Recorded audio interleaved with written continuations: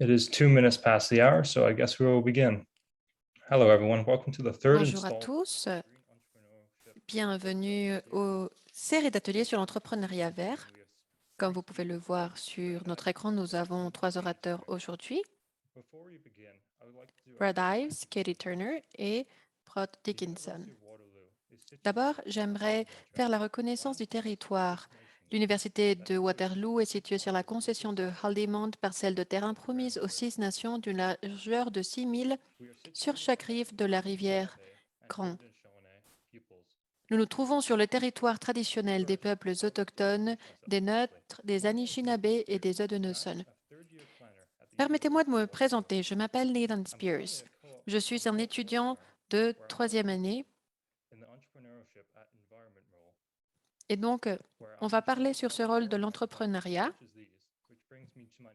J'aide aussi à l'organisation de ce genre de sessions. J'aimerais en fait reconnaître nos partenariats avec les différents partenaires avec le CCE ainsi que le réseau de l'éco-innovation qui ont permis que cette session soit possible. Nous aurons l'interprétation simultanée vers l'anglais, le français et l'espagnol. Alors, vous pourrez vous connecter dans la langue de votre préférence. Pour faire cela, vous avez seulement besoin de faire clic sur l'icône de l'interprétation dans la barre inférieure sur votre écran. S'il vous plaît, dites-nous d'où vous nous joignez. Moi, je participe à cette session depuis Auckland, Canada. À présent, j'aimerais présenter John Beal, qui va modérer cette session.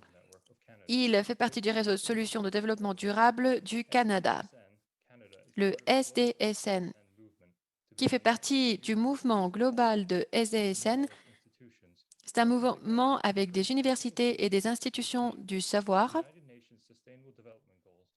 pour atteindre les objectifs de développement durable de l'Organisation des Nations Unies. John Beal a travaillé sur ce sujet à travers sa carrière. Cela veut dire qu'il a commencé de nouvelles affaires. En Zambie, il a fomenté le tourisme et il a travaillé avec différentes communautés au Labrador. Il a aussi travaillé en Amérique du Nord pour développer différents projets avec les communautés. Il s'agit du développement économique. Il a aussi travaillé avec l'École de Londres d'économie. John, on te donne la parole. Merci beaucoup. Nathan, bonjour à tous. Je suis vraiment très content d'être ici et de participer à cet événement.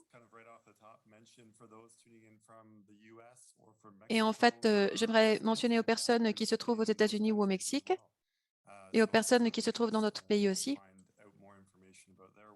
Vous pourrez trouver plus d'informations sur ce travail. Et en fait, on parle sur comment faire progresser les ODD. Alors, je suis vraiment très content de vous donner la bienvenue à cette 3e session dans ces séries de 5 ateliers sur le thème de l'entrepreneuriat vert. Cette session a été élaborée, comme on a déjà mentionné, par l'Université de Waterloo, par le réseau de l'éco-innovation et la Commission pour la coopération environnementale. Il est dédié aux entrepreneurs, aux jeunes et aux étudiants partout dans le Canada, aux États-Unis et au Mexique. Mais on a vu qu'il y a eu plusieurs enregistrements pour plus de 75 pays afin de participer à ces séances. Cette session aura une interprétation simultanée vers l'anglais, le français et l'espagnol. Cela me rappelle que je dois en fait parler un petit peu plus lentement pour que l'interprétation puisse avoir lieu. Alors, vous pouvez tout simplement connecter ou choisir la chaîne de votre préférence pour écouter la langue préférée. Aujourd'hui, je serai le modérateur et je vais présenter les orateurs aujourd'hui. Et après, nous aurons la séance questions-réponses. Alors, sur votre barre de Zoom, il y a en fait une fonction où vous pouvez poser des questions. Il y a aussi la fonction chat. Et c'est aussi génial pour pouvoir partager des commentaires. C'est un très bon endroit pour écrire. Mais aussi, s'il vous plaît, utilisez le bouton qui est spécifiquement dédié aux questions-réponses. Nous pourrons sélectionner quelques questions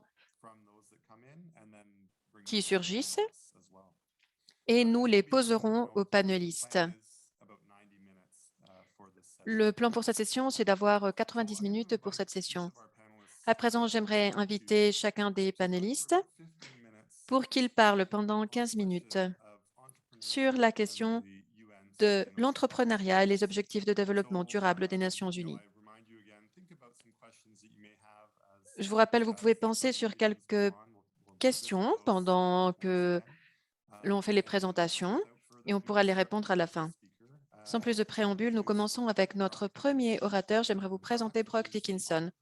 Brock Dickinson est l'entrepreneur en résidence à la faculté de l'environnement de l'Université de Waterloo, où il travaille avec des étudiants et des professeurs pour aider à lancer de nouvelles entreprises vertes. Il est une entrepreneur en série. Brock a travaillé dans des entreprises de services conseils en gestion, importation, exportation et des services environnementaux, y compris une entreprise figurant sur la liste Hot 50 de Profit Magazine, des entreprises de démarrage. Brock a travaillé avec plusieurs communautés. Il a travaillé avec le Centre d'innovation et avec le réseau de l'éco-innovation. Il a étudié un master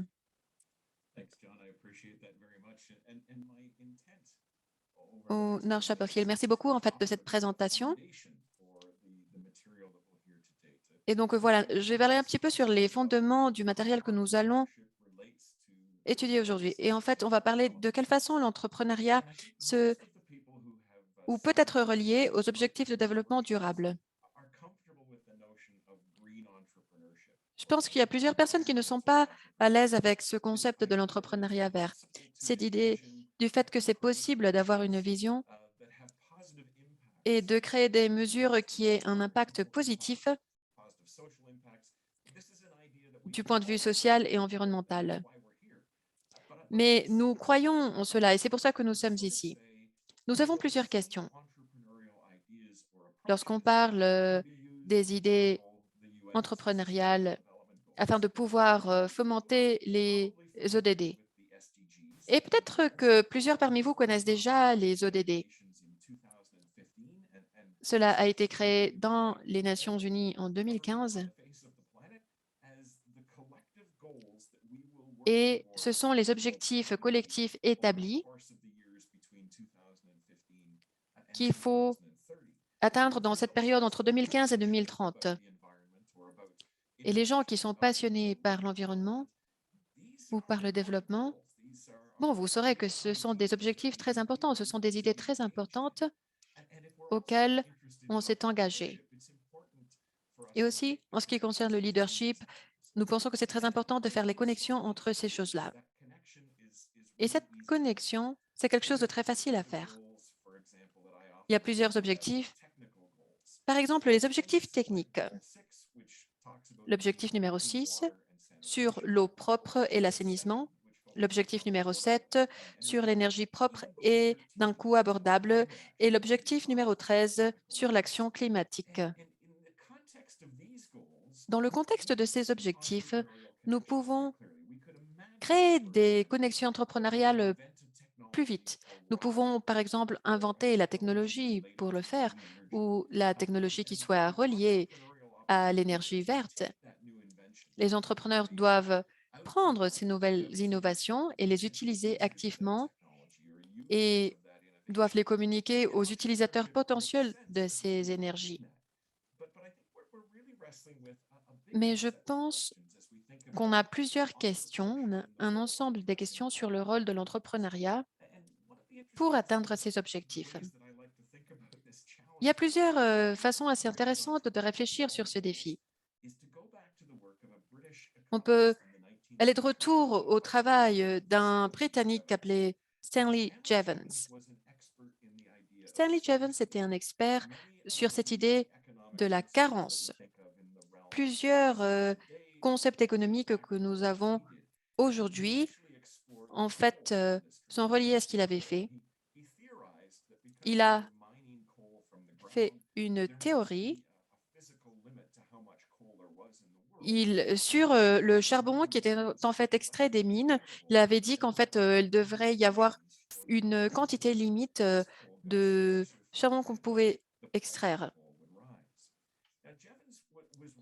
Et si cette quantité était limitée, alors le prix allait augmenter. Et il avait raison sur cette partie-là. Mais on peut réfléchir sur d'autres directions aussi.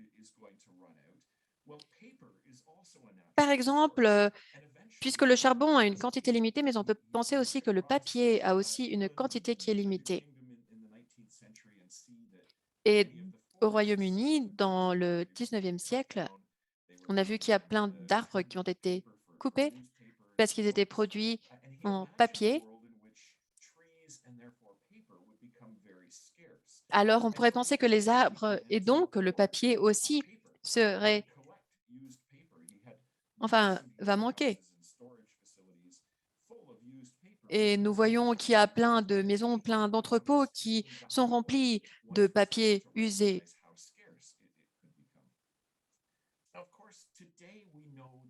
Évidemment, aujourd'hui, nous savons que le papier n'est pas une matière première qui manquerait. L'innovation, c'est une façon de développer des solutions. Nous pouvons penser aux communautés qui participent dans des projets de réforestation.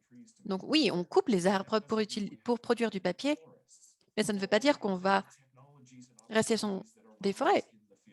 On peut penser à différentes activités qui sont produites dans le secteur du recyclage. Pour créer du nouveau papier, on peut aussi développer des outils et utiliser ce papier de façon différente. Il y a quelques éléments, quelques idées que nous avons. En fait, Javan Stanley, sur qui on a parlé, qui prévoyait cette partie-là de la carence, cela, en fait, nous fait penser à une idée très intéressante. Creative Destruction. Et en fait, j'ai voulu vous mettre ici quelques très bonnes images parce que voilà, c'est un concept qui a déjà été testé et on ne va pas parler de jeux vidéo aujourd'hui, mais voilà, c'est l'économiste qui a créé ce concept de la destruction créative, Joseph Schumpeter. Il a parlé sur comment, dans une économie saine, il y a des choses ou des affaires, des business qui vont échouer et de nouveaux business qui seront créés. Mais cet échec n'est pas toujours une mauvaise chose. Lorsque nous réfléchissons aux nouveaux business qui vont exister, qui vont remplacer les affaires précédentes, cela génère une force très importante, et en particulier dans le contexte de l'entrepreneuriat vert, où nous pouvons générer tout type d'idées d'affaires. Et même si ces idées échouent, on pourra les remplacer avec des idées qui seront plus vertes afin de protéger nos ressources et protéger notre planète. Qu'est-ce que nous allons faire pour pouvoir affronter les défis environnementaux? Alors, dans la destruction créative, on dit que dans cette transition d'une économie préalable vers une nouvelle économie, il y aura un processus de destruction, c'est-à-dire les vieilles choses seront détruites afin de créer de nouvelles choses. Nous aurons de nouveaux projets, de nouvelles technologies, de nouvelles entreprises qui pourront nous aider à aller vers ces objectifs. Mais alors, qu'est-ce qu'on pense lorsqu'on pense sur ces objectifs techniques, le propre, l'assainissement, l'énergie, l'action climatique? Mais en fait, il y a aussi des objectifs qui sont plutôt sociaux. Et peut-être que cela serait très facile de penser de quelle façon l'entrepreneuriat peut être utilisé pour avoir de l'eau propre et l'assainissement de l'eau. et l'énergie, mais c'est beaucoup plus difficile de penser de quelle façon cela va nous aider pour atteindre les autres objectifs qui sont plutôt sociaux. Par exemple, l'objectif numéro 5, celui de l'égalité entre les sexes, cet objectif ne pourrait pas répondre à une innovation technologique. Il faut voir quelles sont les opportunités qui sont liées aux autres types d'objectifs. Pendant qu'on avance vers cette économie du savoir, le savoir deviendra un outil. Et Brad Ives pourra nous partager un petit peu plus ses propres connaissances depuis cet espace de l'ESG. Pourra nous parler de quelle façon peut-on concevoir un projet afin de pouvoir affronter ces enjeux. Un autre sujet duquel je voudrais parler, c'est que ces objectifs, en fait, représentent des défis internationaux, mondiaux, qu'il faut dépasser. Une autre façon de réfléchir sur l'entrepreneuriat, c'est la vieille idée, en fait, selon le philosophe italien Niccolò Machiavel. Dans son livre sur le prince, il a dit qu'il n'y a pas grande différence entre les obstacles et l'opportunité. Et qu'en fait, il faut profiter de ces obstacles ainsi que des opportunités. Alors, ces 17 enjeux, ces 17 défis mondiaux que nous comprenons comme des obstacles, en fait, on devrait profiter d'eux.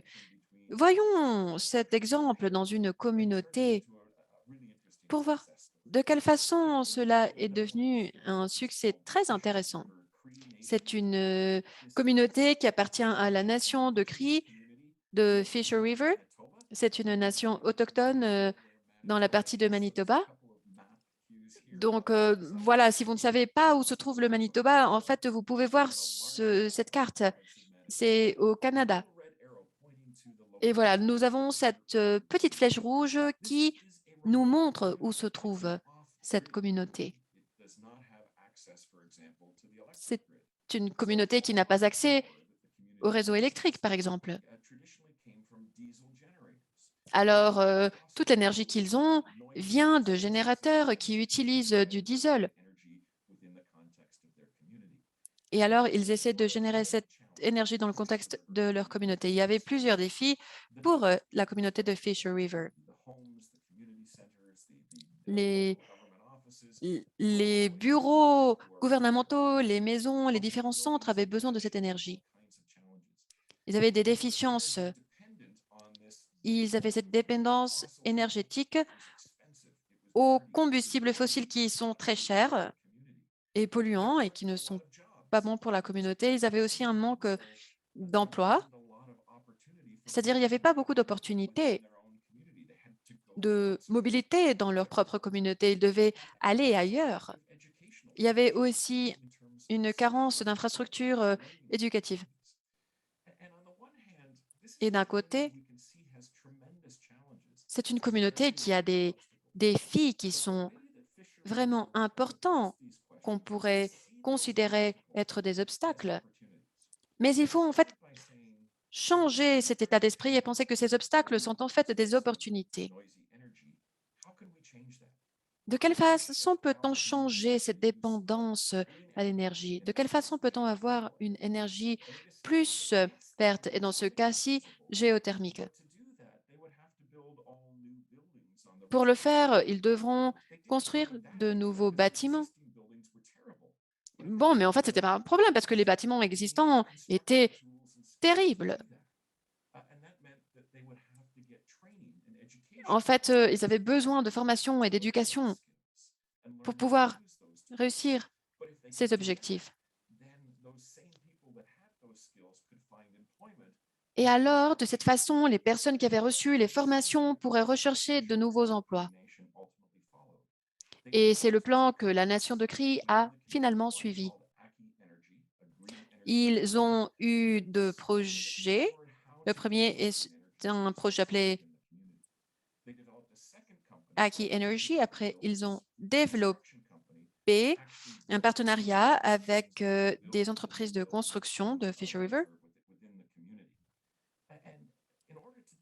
Et pour pouvoir faire cela, ils ont dû créer l'infrastructure de l'éducation. Et de cette façon, ils ont aussi pu créer des emplois. Ils ont réinventé, ils ont révitalisé la communauté grâce à ce changement vers ces projets d'entrepreneuriat. Depuis 2017, le succès de la communauté a été très important et la communauté de Fisher River a pu actualiser toutes les choses formidables qui ont lieu dans leur communauté et ils ont plus d'affaires, de business pour affronter les différents défis qu'ils ont. Ils ont plusieurs projets d'entrepreneuriat et nous voyons que l'entrepreneuriat s'est transformé dans une partie fondamentale de la boîte à outils afin de rechercher cet accomplissement et affronter les obstacles. Ils ont réussi cette indépendance énergétique. Ils ont réussi à construire cette infrastructure éducative ainsi que l'infrastructure physique dans leur communauté qui a été remplacée. Cela a été un cas tellement accompli que d'autres communautés autochtones à travers le Canada ont dit « Ah, mais vous avez pu résoudre ce problème. Est-ce que vous pouvez venir dans notre communauté et résoudre les mêmes choses ?» Et ils disent « Non, on ne le fera pas. On vous aidera à le faire. On vous enseignera les capacités, les compétences nécessaires, mais vous devrez le faire vous-même. » Et alors, ils ont aussi créé ces projets locaux, mais plus récemment, Fisher River devient un leader dans l'économie de façon plus large.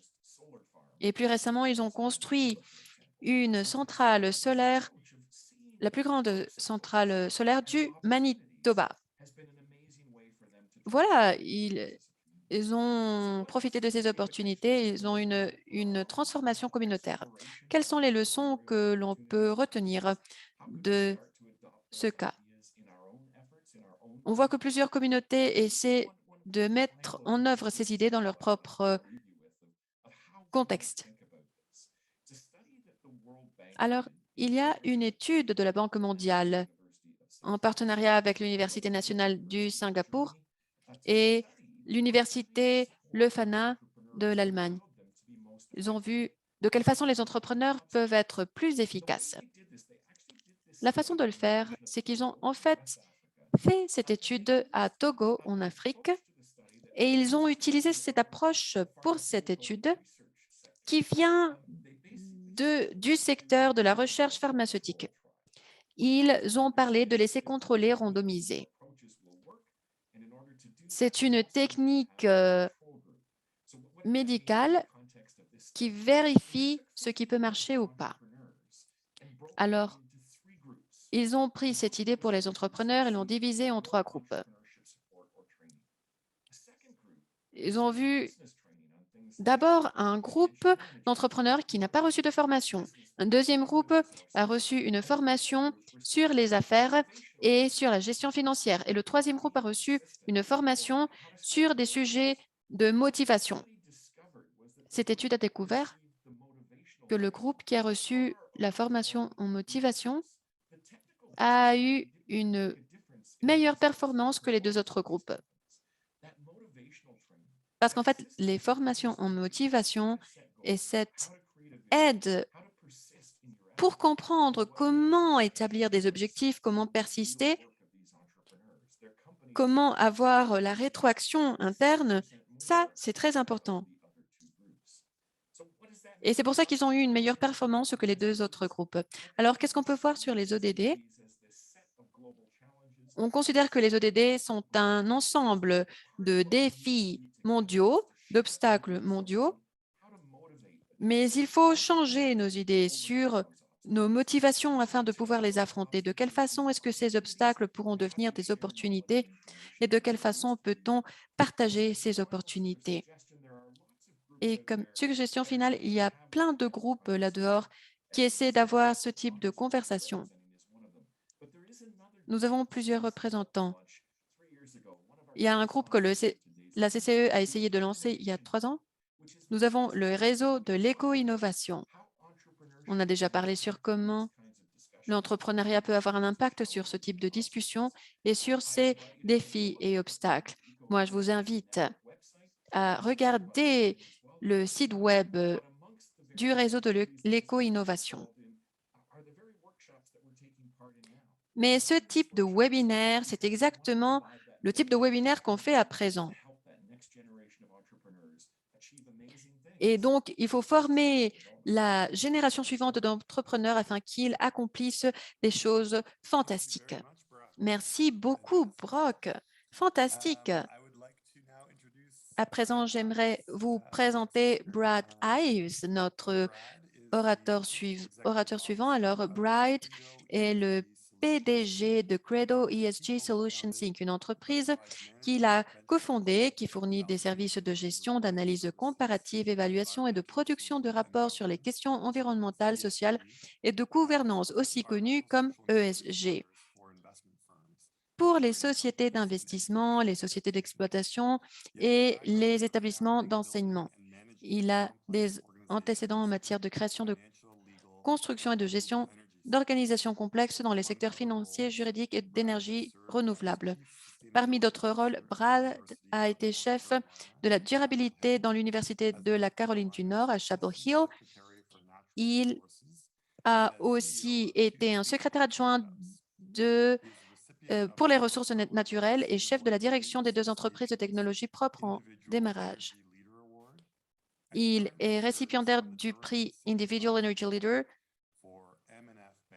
Award et il a aussi un siège dans le conseil de la ville de Durham pour le M&F Bank.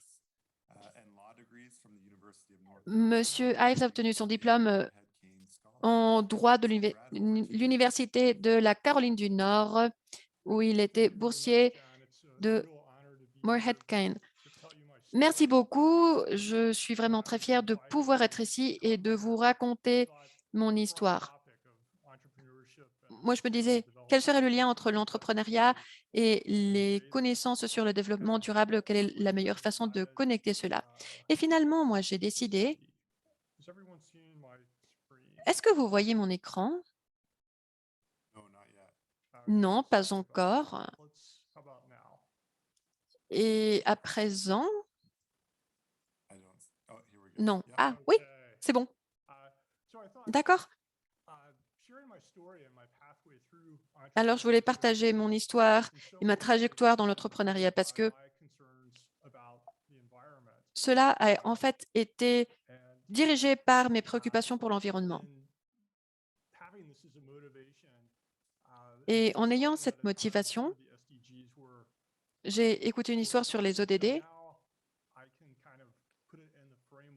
et à présent, je peux établir le cadre de ces ODD. J'aimerais vous partager mon histoire. Et après, j'aimerais parler de 2 chapitres en particulier sur l'entreprise qu'on a fondée et vendue, et après sur ESG Solutions Inc. Alors, ma trajectoire en tant qu'entrepreneur. Moi, j'étais un enfant d'une toute petite ville et alors j'étais beaucoup de temps à l'extérieur. Mais en fait, c'était un petit village de 5000 personnes qui était à côté de la forêt. Et en fait, moi, je jouais un jeu qui était vraiment intellectuellement défiant, mais je pensais qu'il y avait quelque chose qui manquait. Et c'est la partie de l'entrepreneuriat. En fait, je me suis rapprochée de certaines institutions de gestion de l'argent et j'ai vu une opportunité d'entrer dans l'investissement de technologies propres. J'ai vu que l'Europe était plus avancée que les États-Unis en ce qui concerne l'environnement. Et donc, c'est là où Al Gore avait lancé son film Inconvenient Truth, ou La vérité inconfortable. Et en fait, les entrepreneurs étaient en train de rechercher des façons de pouvoir résoudre ce problème et de pouvoir réduire les émissions de dioxyde de carbone et de réduire le changement climatique. Alors, lorsque j'ai accepté cela, j'ai décidé que cela serait mon emploi à temps plein. Je suis rentrée aux États-Unis et peut-être que plusieurs parmi vous, dans vos trajectoires entrepreneuriales, vous vous êtes rendu compte qu'en fait, bon, moi j'étais déjà partie, je suis revenue et j'étais déjà en train de travailler dans un projet lié aux ODD. J'aimerais vous parler sur ce projet avec Exxon. Ce projet a été un succès. Et après cela, nous avons fondé une autre start-up sur l'énergie. Il s'agissait de profiter de cette opportunité de servir le gouvernement et de aussi continuer dans l'académie. Toutes ces expériences m'ont permis de décider de créer Credo ESG Solutions.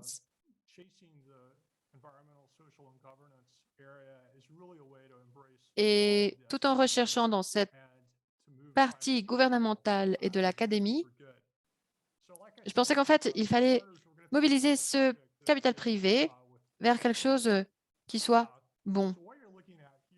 Ce que vous observez ici, c'est une usine chimique d'Exxon. Ici, vous voyez la rivière du Mississippi et vous voyez les usines chimiques. Et en fait, un ami de mon enfance, Scott Kelly, travaillait chez, dans la partie en fait de l'usine.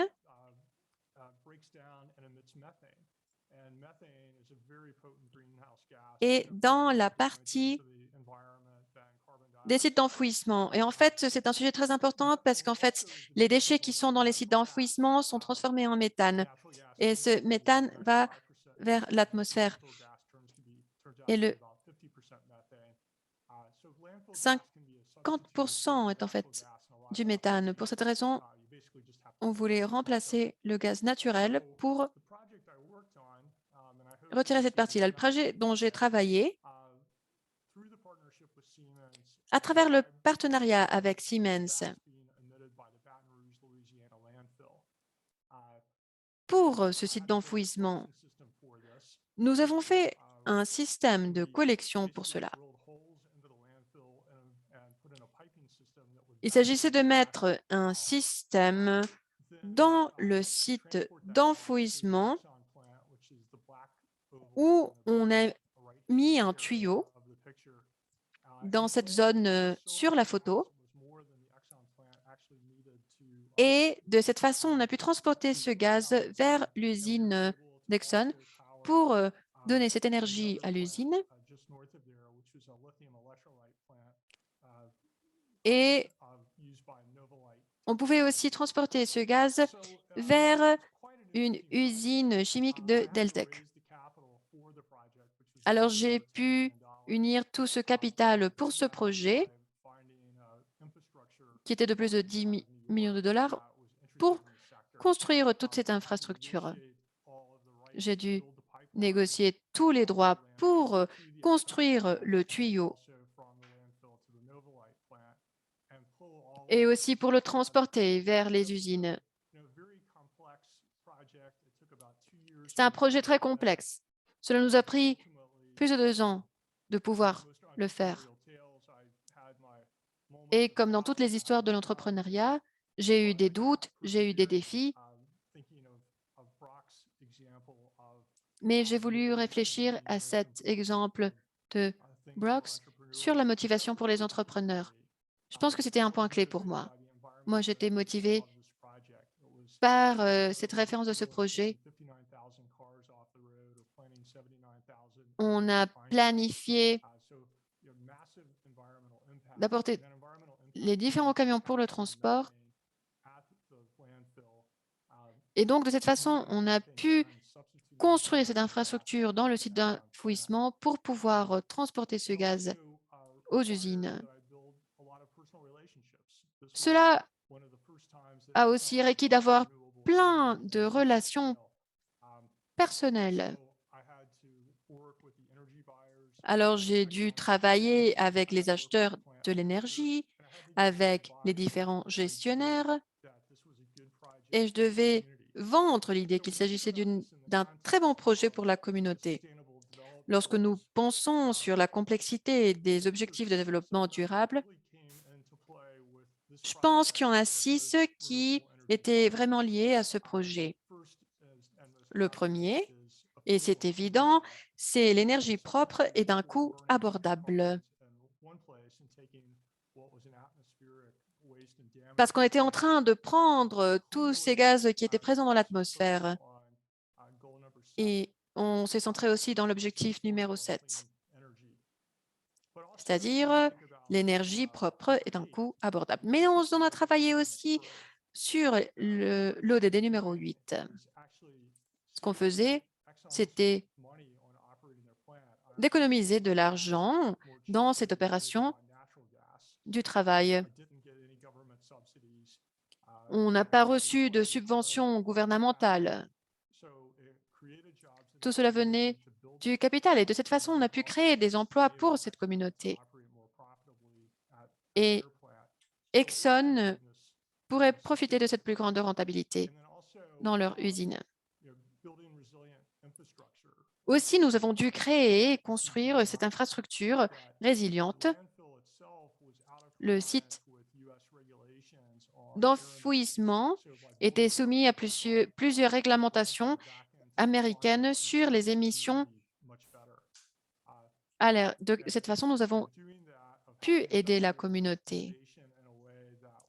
Nous avons utilisé l'innovation d'une façon qui est responsable et finalement, nous avons pu ajouter ce revenu à la ville d'à côté. Donc finalement, il y a toute une série de choses qui sont très positives pour la communauté.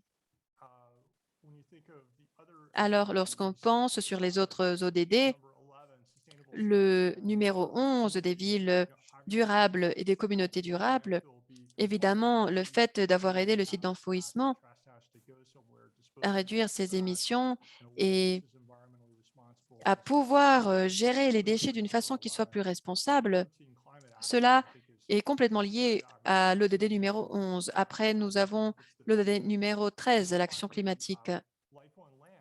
Et finalement, l'ODD numéro 15, la vie sur la Terre. Évidemment, c'est relié parce que nous avons dû travailler avec le site d'enfouissement afin de gérer donc ces déchets et d'utiliser la terre de façon plus responsable. Donc, dans ce projet spécifique, nous voyons plusieurs points clés. Alors, Credo ESG Solutions, c'est vraiment une entreprise qui essaie de travailler vers les ODD. Nous avons un domaine focal sur lequel nous avons travaillé pendant les 3 dernières années en particulier. Je pense que le nom de notre entreprise l'exprime tout complètement. Nous avons cette croyance qui nous guide vers nos principes. Alors, de quelle façon faire du monde un meilleur endroit? Nous le faisons à travers la manipulation du capital, la mobilisation du capital.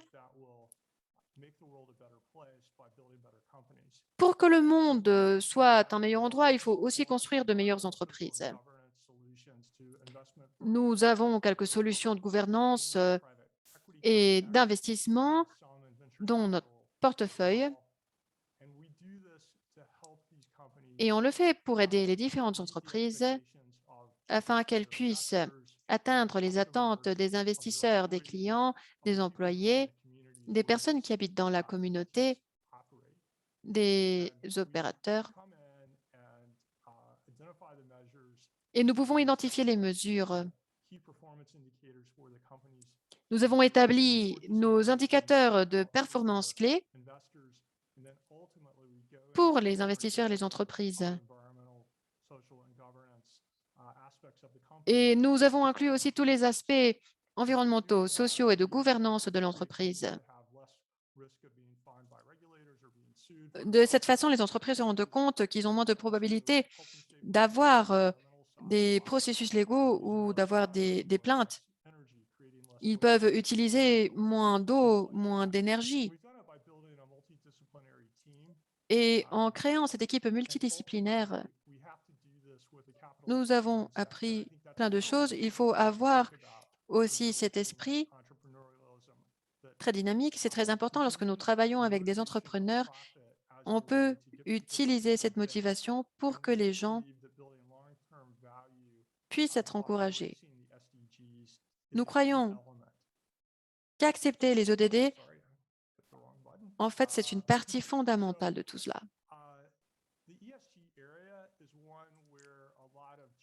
Le domaine de l'ESG, c'est un endroit où plein de changements ont lieu.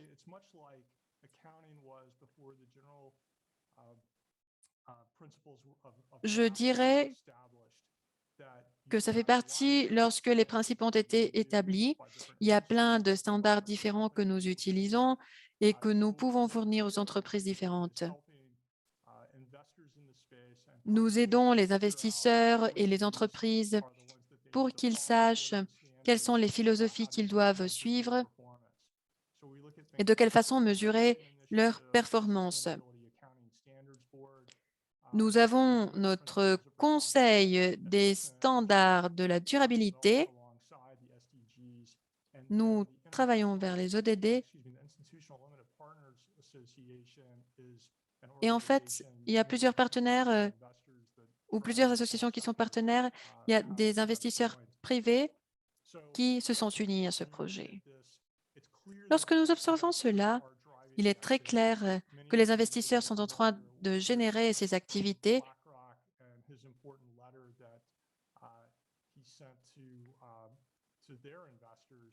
Par exemple, on peut voir un collègue qui a envoyé à ses investisseurs différentes informations sur le changement climatique et les ODD qui a dit qu'on n'allait pas continuer à évaluer les investissements seulement selon les profits, mais qu'on allait aussi avoir en considération toutes ces mesures. Et les PDG étaient en train d'écouter cela lorsqu'ils ont vu cette enquête. Le 82% des PDG considèrent que la partie environnementale, sociale et de gouvernance a de la valeur pour leurs entreprises. Il y a eu une réunion ce lundi pour parler sur la partie climatique et de quelle façon les entreprises pourraient continuer à encourager tout cela dans les États-Unis. Nous avons vu que des investisseurs institutionnels se centrent dans des activités de greenwashing, c'est-à-dire qu'ils ne font pas ce qu'ils disent qu'ils vont faire. Ils ne considèrent pas l'ESG et le changement climatique et ils se centrent sur d'autres choses. Un des domaines plus intéressants, c'est ce projet de convergence de données de l'ESG. Nous voyons que c'est un système de retraite pour les employés qui génère des investissements aussi. Nous voyons les différents critères qu'ils mesurent.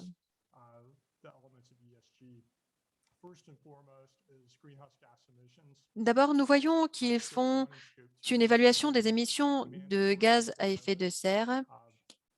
Ils vérifient qu'ils respectent les critères obligatoires liés aux émissions et aux sites. Ces émissions qui sont générées par des choses qui sont brûlées, par exemple du charbon ou du gaz naturel. Après, nous voyons qu'il y a certains coûts qui viennent de l'achat de l'électricité et cela peut être généré grâce à du charbon ou du gaz. Il y a une commission qui se centre dans d'autres activités. Cela peut être vu à l'université. On peut voir quelles sont les émissions.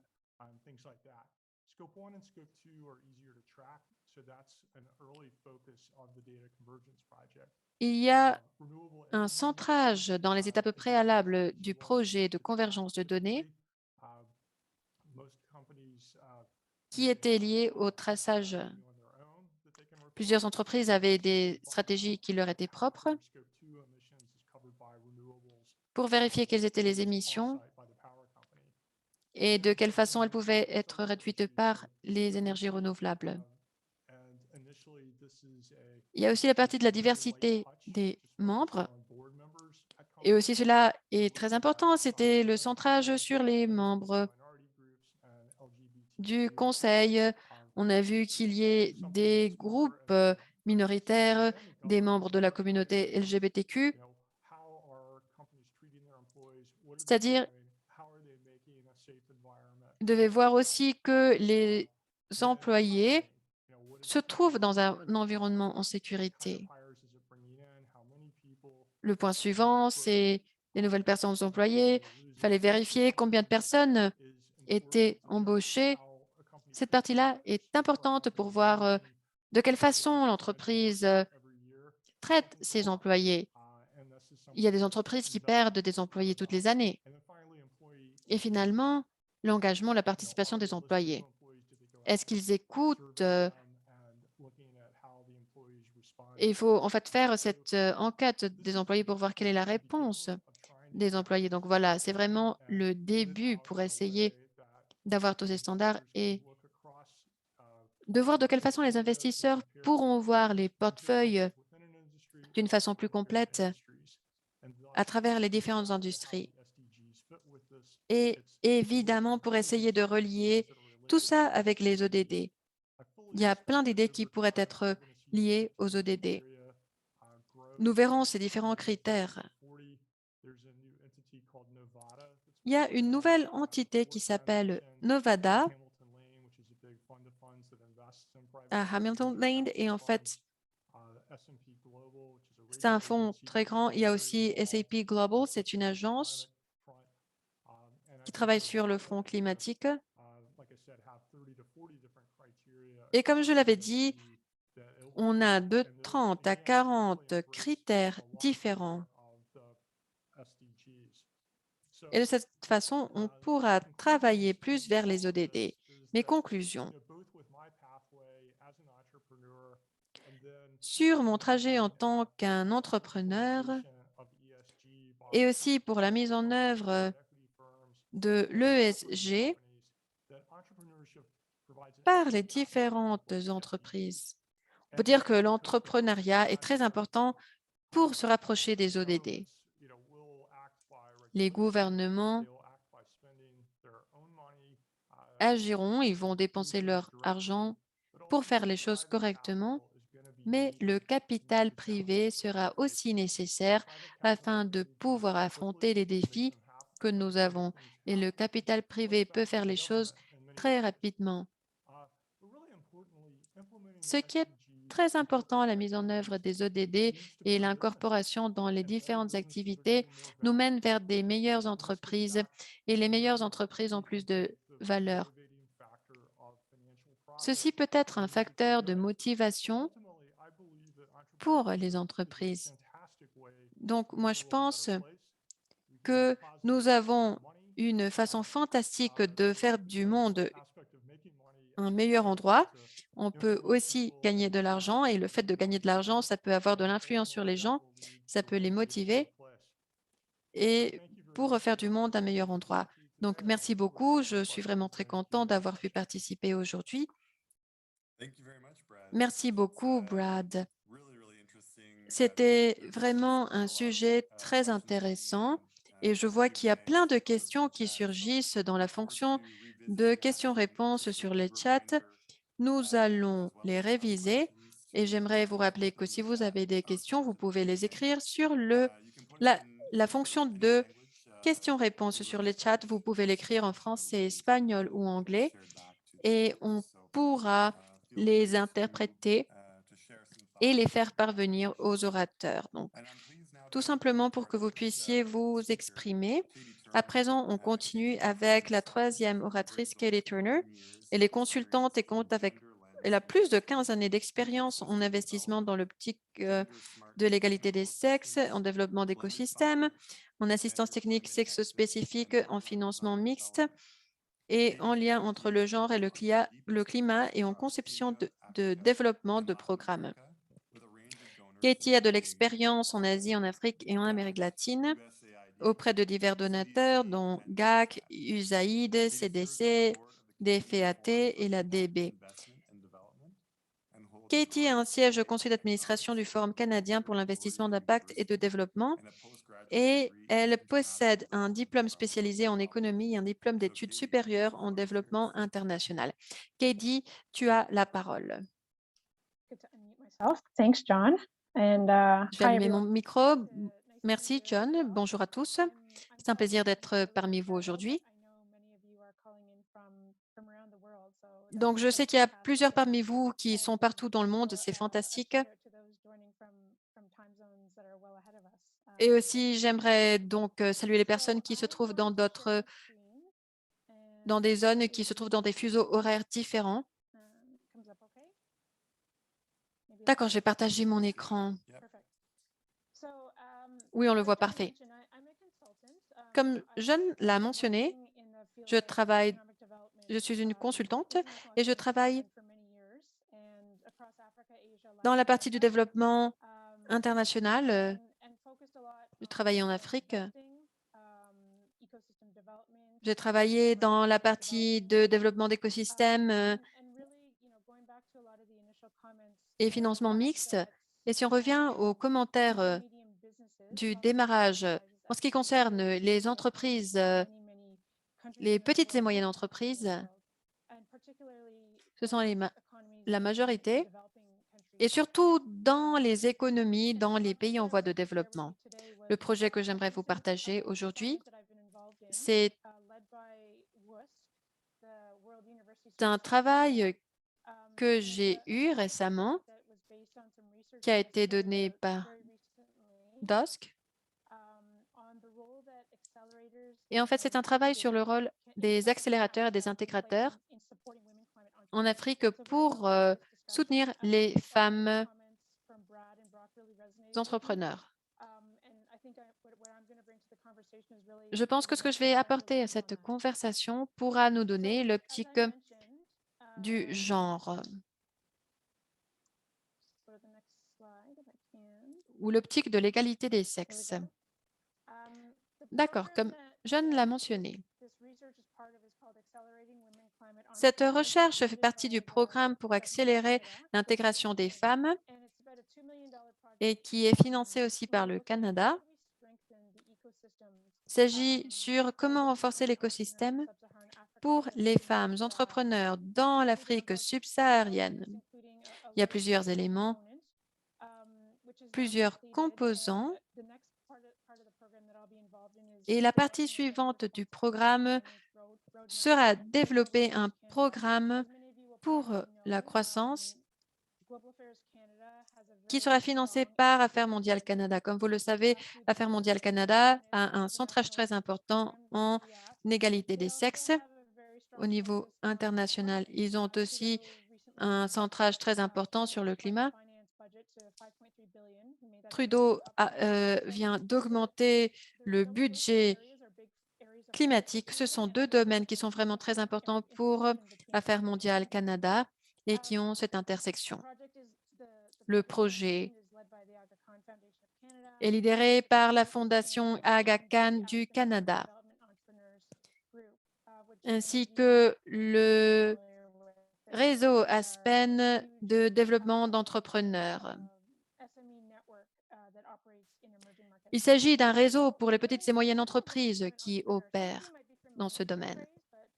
Peut-être que quelques-uns parmi vous, vous connaissez déjà cette phrase, mais En fait, la façon de définir cette initiative, c'est en 3 points. Comme vous le verrez dans le deuxième point sur ma diapositive, on veut générer cette croissance directement, par exemple à travers des panels solaires, à travers ce business, ou de façon indirecte, par exemple en utilisant l'énergie renouvelable dans des opérations énergétiques ou avec des rôles de soutien, par exemple avec des consultants.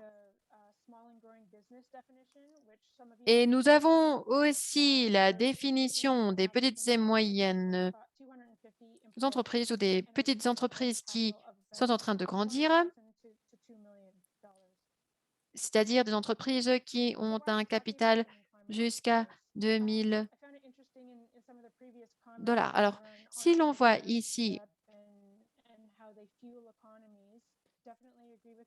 les différentes économies, on peut voir que les entrepreneurs considèrent que les obstacles sont des opportunités. Et puisqu'il y a beaucoup de femmes qui sont des excellentes entrepreneurs, on peut voir ces opportunités pour qu'elles grandissent. Le rapport Kinsey indique que l'égalité des sexes complète apporterait 28 milliards au PIB vers 2025. Une femme en Afrique, en fait, doit occuper son temps ou une bonne partie de son temps en recherchant de l'eau et l'apportant pour sa famille, alors qu'elle pourrait avoir des activités qui génèrent des revenus. Les femmes aussi sont très reliées aux impacts aux ressources naturelles parce qu'en fait, elles sont des utilisatrices. On peut voir quels sont les différents obstacles qu'elles affrontent. Et l'intégration de l'optique de l'égalité des sexes au climat nous offre de grandes opportunités auxquelles les gens en général ne réfléchissent pas. Il y a plusieurs entités dans l'écosystème qui pensent avoir cette intégration de la partie climatique et la partie de l'égalité des sexes. Moi, je sais qu'il y a un nombre de conversations qui augmente sur des personnes qui veulent intégrer la partie climatique et la partie du genre. Une des choses très importantes lorsqu'on pense au genre et au climat, c'est quels sont les obstacles qui évitent que les femmes entrent dans l'économie. Au lieu de l'analyser au niveau superficiel, il faut comprendre pourquoi le capital qui se trouve là ne les aide pas à faire croître leurs affaires. De quelle façon elles ont accès aux finances, au financement.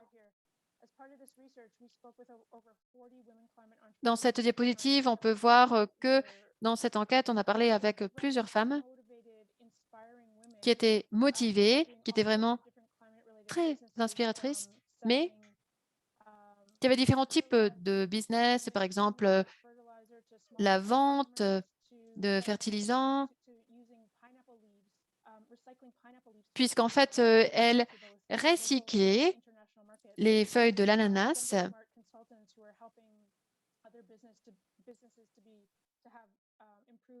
Et il y avait des services de consultation qui aidaient d'autres entreprises.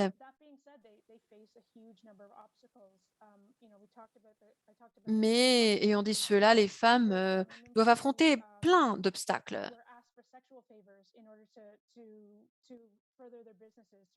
Parfois, on leur demande des faveurs sexuelles afin de continuer à leur donner des aides pour leurs affaires. Il y a aussi une carence d'éducation. Alors, elles n'ont pas vraiment les compétences techniques pour faire croître leurs affaires. Et cela empêche vraiment les femmes de faire croître leur business. Comme vous pouvez le voir dans la partie du centre, ces appels à l'action, ce sont des recommandations. On se centre vraiment dans les incubateurs et les accélérateurs, ces entités qui se centrent dans l'aide des femmes afin qu'elles puissent devenir des entrepreneurs. Évidemment, ce ne sont pas les seuls acteurs qui aident les femmes à faire croître leur business, mais nous avons établi plusieurs recommandations, ainsi que des modèles financiers, la participation des acteurs dans chaque segment de l'écosystème. Je vous encourage, je vous invite à regarder ce rapport. Je vais mettre le lien sur le chat. D'accord.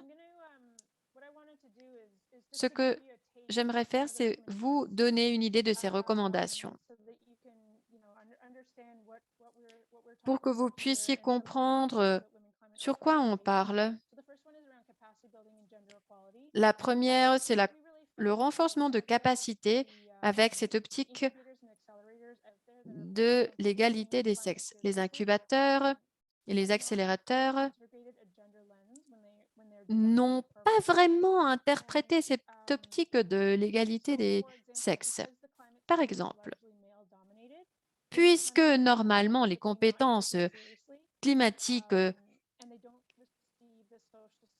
sont présentes surtout chez un public masculin et que les femmes n'ont pas reçu du soutien pour développer ces compétences, et c'est un domaine assez nouveau auquel les gens pensent.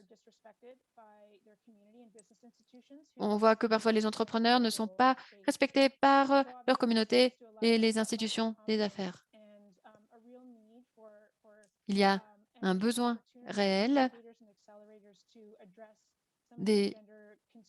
pour que les incubateurs, les accélérateurs puissent affronter ces restreintes liées au sexe. On s'excuse, son son se coupe. Alors, le GCIC est un programme incubateur qui est lié à des processus climatiques. Ils ont reconnu les différents problèmes que les femmes affrontent et ils ont reconnu peut-être des domaines qui ne sont pas techniques, mais des domaines qui sont très importants et que les entrepreneurs requièrent. Parce que si les femmes, parfois, elles occupent leur temps pour leur famille, et elles dédient ce temps aussi à leur communauté, mais aussi à leurs entreprises. Alors, il faut bâtir cette confiance afin de surmonter les obstacles qu'elles affrontent. Il s'agit d'un exemple très intéressant.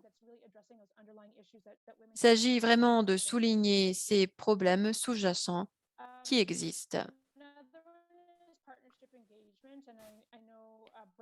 Comment assurer la participation des partenaires? Je pense que Brad avait déjà mentionné ce sujet. Un secteur de l'écosystème ne peut pas faire ça tout seul. Il faut intégrer les femmes dans l'action climatique. Et les incubateurs, les accélérateurs ne peuvent pas travailler dans des silos. Ils doivent travailler avec d'autres acteurs. Une chose qui était très claire, que j'avais déjà mentionnée, sur les entrepreneurs et en général pour les institutions financières, c'est d'inclure les femmes entrepreneurs climatiques. Comme résultat, les produits qu'ils offrent sont aussi ou visent aussi ces femmes entrepreneurs. Il y a ce travail avec les petites et moyennes entreprises en Afrique, mais il y a aussi d'autres programmes. Tout ça, c'est tout simplement pour vous montrer qu'il y a différentes opportunités, mais il faut comprendre les besoins des femmes entrepreneurs afin de concevoir les produits financiers.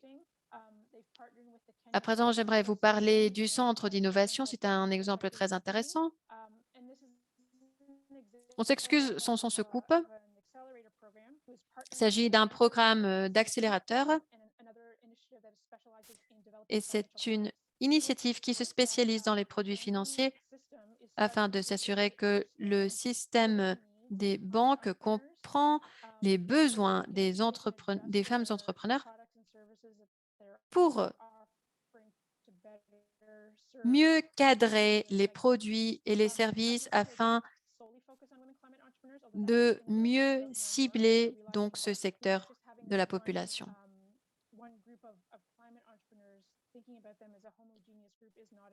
Et donc, ce n'est pas seulement un groupe homogène, ce n'est pas suffisant de les concevoir en tant qu'un groupe homogène. Et la dernière chose que j'aimerais vous partager, on s'excuse, son son se coupe. Brock a déjà mentionné plusieurs de ces points-là dans son commentaire sur sa motivation et sur l'entrepreneuriat. Je pense que c'est un point critique pour les femmes entrepreneurs, comme on l'avait déjà mentionné dans cet espace. Il y a vraiment très peu de femmes entrepreneurs. Parce que si tu ne peux pas t'identifier à une autre personne, cela sera plus difficile que tu veuilles entreprendre un type de projet. Alors, on a dit, on a besoin d'avoir une meilleure promotion de ces accomplissements. Pour augmenter donc le nombre d'entrepreneurs, il y a une organisation qui s'appelle le réseau de conseils de financement privé. Il s'agit d'un accélérateur pour les entrepreneurs climatiques. Ils sont en train de mettre en œuvre une stratégie basée sur le sexe ou avec cette optique de l'égalité des sexes et qui reconnaît que les conseillers sont en général des hommes et qu'on n'inclut pas suffisamment les femmes entrepreneurs. Dans cette stratégie de l'égalité des sexes, ils aident les conseillers locaux afin qu'ils puissent mieux comprendre les besoins des femmes pour qu'ils puissent mieux les soutenir. Ils font cette stratégie aussi pour avoir plus de femmes conseillères. Et on écoute plusieurs fois que les femmes entrepreneurs préfèrent avoir des femmes conseillères parce qu'elles peuvent comprendre quelles sont les barrières systémiques qu'elles retrouvent. J'ai inclus cette diapositive parce que je pense que vous pourriez être intéressé par ces données.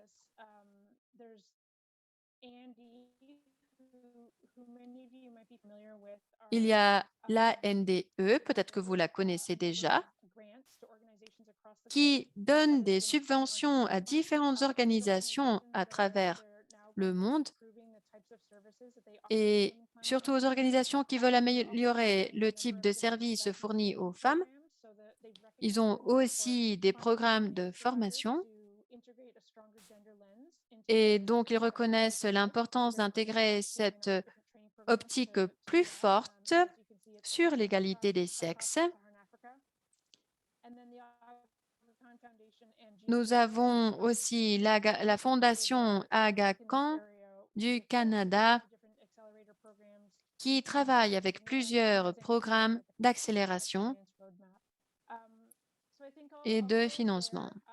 Alors, je pense que je vais finir ici ma présentation. Il faut parler sur l'importance de considérer l'optique de l'égalité des sexes reliée à la partie climatique. C'est-à-dire les femmes sont la moitié de la population, sont le 50%. Alors, il faut vraiment générer des business avec cette optique de l'égalité du sexe pour pouvoir intégrer la moitié de la population mondiale. Ça fait partie de nos ODD. Merci beaucoup. Merci, Katie. J'aimerais inviter tous les panélistes à rallumer leur caméra. Nous aurons notre séance questions-réponses. Pour ceux parmi vous qui auraient des questions, s'il vous plaît, écrivez-la sur le chat de questions-réponses. Je pense qu'on pourra en choisir quelques-unes. Il y avait une question de Dawson et de Sharon, mais je pense qu'il y a quelques similarités. Donc, l'idée, c'est que les entrepreneurs ont de bonnes idées sur plusieurs projets, par exemple l'énergie, l'eau, etc., mais ils affrontent plusieurs défis qui requièrent du soutien technique. Il aimerait savoir quelles sont les organisations qui participent dans les programmes d'incubation des ODD, qui pourraient les aider à développer des idées pour avoir des solutions plus productives. Donc, il y avait aussi la partie donc, des solutions pour la Terre. Donc, pour amplifier cette question, on peut dire qu'il y a plein d'idées là, mais de quelle façon peut-on relier les ODD? Avez-vous des idées sur comment trouver ces communautés, sur comment voir les idées qui pourraient avoir un plus grand impact, que ce soit dans des endroits spécifiques où ils doivent y aller ou peut-être des ressources plus générales? De quelle façon peut-on retrouver cette communauté pour construire ce cadre? Alors, je vous donne la parole. Bien sûr, c'est Katie. Moi, j'ai quelques idées là-dessus. Je ne suis pas sûre avec quel marché vous travaillez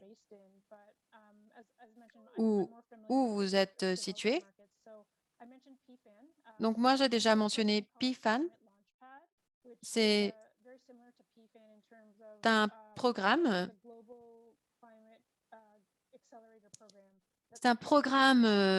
accélérateur climatique qui travaille en Afrique et en Amérique latine. Moi, je suggère que vous vérifiez ce programme ainsi que les services de conseil technique pour les entrepreneurs. Si vous révisez le rapport que j'ai mentionné, il y a une très longue liste de programmes que les entrepreneurs peuvent utiliser.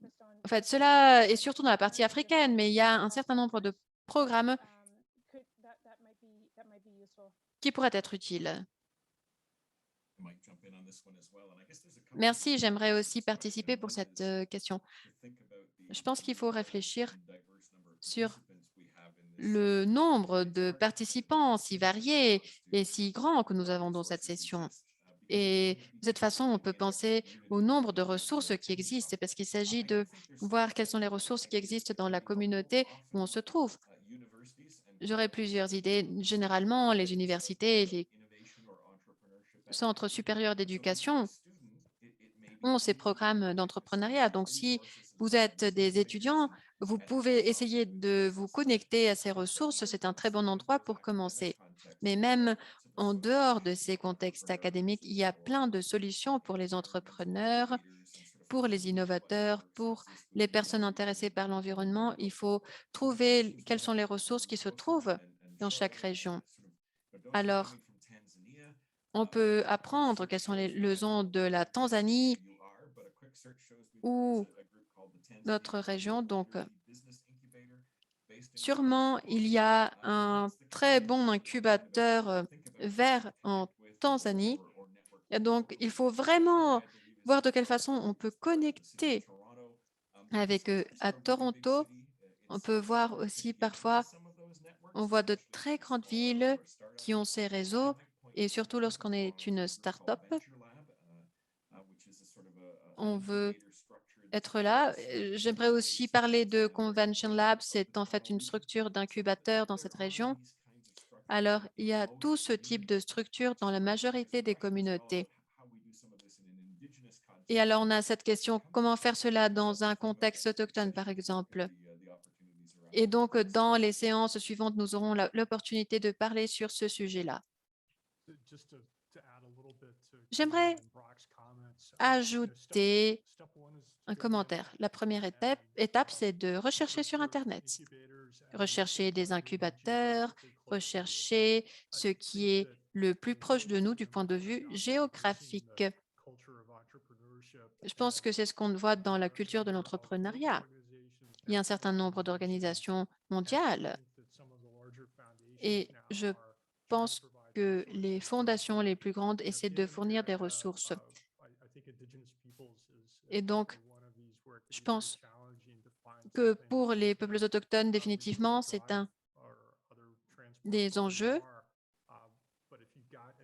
selon où ils se trouvent, s'ils ont des problèmes de transport, par exemple, mais s'ils ont l'accès à l'Internet, on aura accès à ces ressources qui existent aux différents programmes. Et je pense que c'est ce qu'un entrepreneur doit faire. On doit rechercher ces différentes ressources. Il faut rechercher quelqu'un qui puisse nous aider à mettre en œuvre cette idée. Et il faut donc avoir cette propriété de ce qu'on a, mais il faut travailler avec ces recherches d'Internet et rechercher une communauté d'entrepreneurs accomplis. Il faut voir ce qu'ils ont réussi et s'ils pourraient peut-être pas vous soutenir, mais du moins vous donner des conseils pour faire du réseautage, poser des questions. C'est vraiment la meilleure façon d'obtenir ces informations. Merci beaucoup. Nous avons une autre question. J'aimerais continuer. Alors, Kevin a dit quels ont été les plus grands défis. D'accord, c'est une question très ample, mais nous avons beaucoup de personnes qui sont très passionnées sur les ODD et sur ces crises sociales qu'on affronte. Mais la discussion sur l'entrepreneuriat n'est pas très répandue. Alors, quelles seraient vos réflexions? De quelle façon peut-on parler de l'entrepreneuriat davantage? Nous voyons ce remodelage fondamental de la façon de contribuer à cette transformation mondiale. De quelle façon peut-on rassembler ces différentes choses et comprendre le rôle de l'entrepreneuriat et les personnes qui ont ces passions pour les ODD? John, je pense que c'est une question très profonde.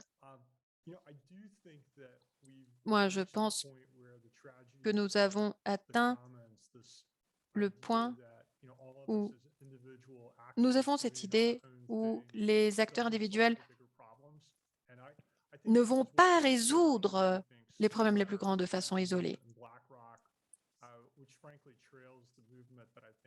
Et je pense que nous avons vu certains mouvements qui avaient commencé il y a plus de 20 ans pour avoir accès à l'eau propre et à l'air propre. On a vu que si on laisse que tout le monde fasse un effort individuel, en fait, on se dirige vers la destruction. On a déjà dépassé le point critique du changement climatique. Je pense que cela est une motivation fondamentale.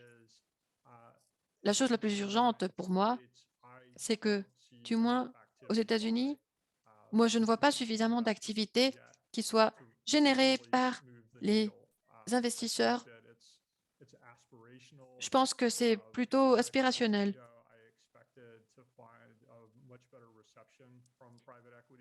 Moi, j'espérais avoir une meilleure réception de la part des investisseurs privés, mais les États-Unis vraiment sont attrapés dans cette mentalité qui se concentre au court terme.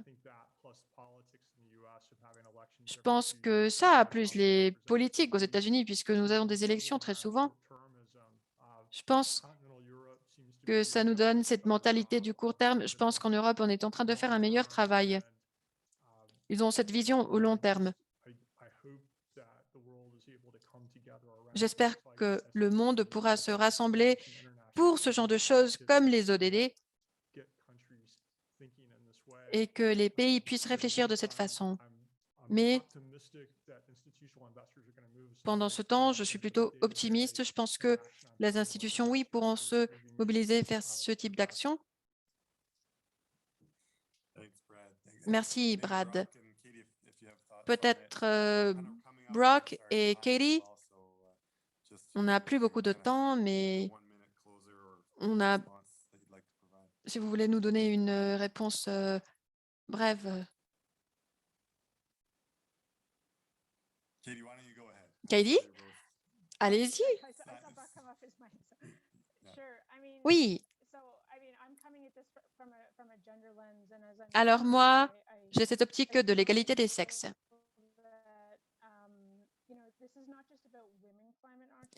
Il ne s'agit pas seulement des femmes entrepreneurs climatiques, mais il s'agit de penser aux femmes en tant que directrices du conseil ou des femmes qui travaillent dans toutes les parties de la chaîne de l'approvisionnement.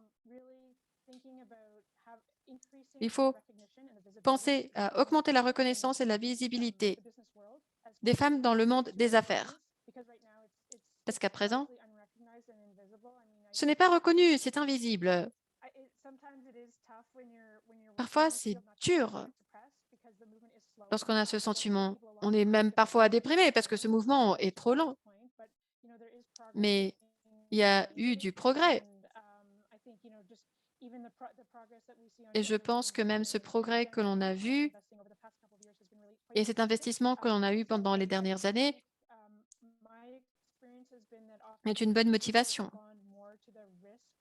Alors, il s'agit de répondre aux risques. Et c'est le cas de pourquoi il faut le faire. Le risque est un très bon motivateur ou une très bonne motivation pour les business.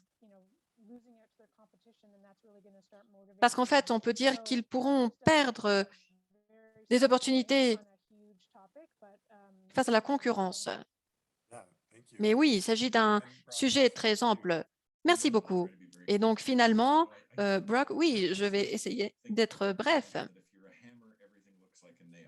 Donc, oui, je ne sais pas si vous connaissez cette expression anglaise, si vous êtes un marteau, tout a l'air d'un clou.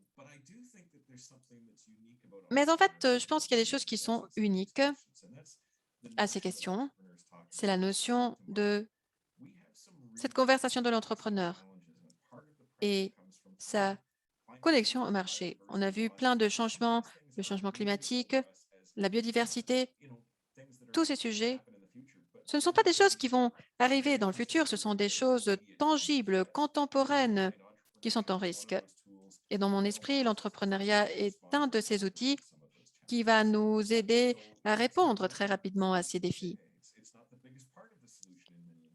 Ce n'est pas la plus grande partie de la solution, mais c'est une partie très importante.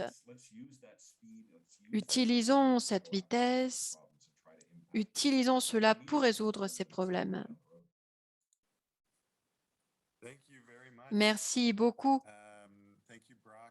Merci Brock, Brad et Katie pour ces présentations formidables. On a vu que le chat est vraiment très actif. Il y a des commentaires, des ressources partagées dans le chat. Nous arrivons à la fin de notre session. Aujourd'hui, j'aimerais donner la parole à Nathan pour qu'il fasse des remarques de conclusion.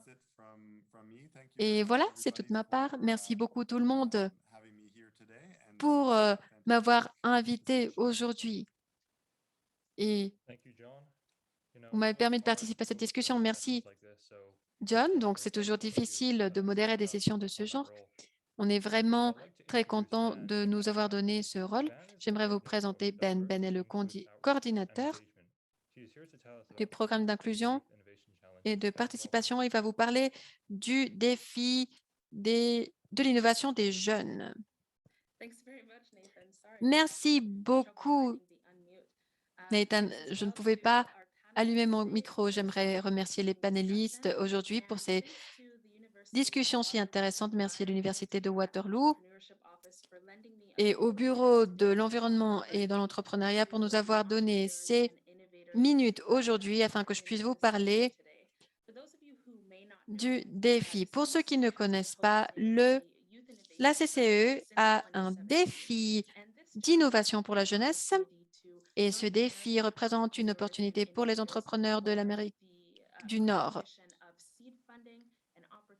C'est une compétition pour recevoir du financement et c'est une opportunité pour faire du réseautage ainsi que de présenter leurs solutions. Cela est pour les entrepreneurs du Canada, de l'Amérique et du Mexique.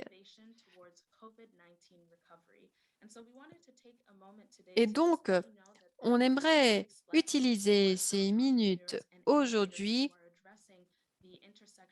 pour parler des jeunes qui réalisent des innovations et qui ont cette intersection entre le climat et la COVID-19. Donc, si vous êtes intéressé, s'il vous plaît, visitez le site web cec.submittable.com et vous pourrez participer dans cette compétition très intéressante avec des entrepreneurs jeunes de l'Amérique du Nord. Vous pourrez visiter le site web qui se trouve sur la diapositive ou vous pouvez visiter le site web cec.org et vous trouverez l'information et vous pourrez nous poser des questions. Merci beaucoup, Ban. J'ai aussi quelques remarques de conclusion. J'aimerais remercier quelques personnes. Donc, John, merci beaucoup. Tu as fait un très bon travail. J'aimerais aussi remercier les présentateurs, Brad, Katie et Brock. Vos présentations étaient très intéressantes. J'aimerais aussi remercier toutes les personnes qui travaillent derrière les scènes, ce qui inclut les interprètes et le personnel de la CCE.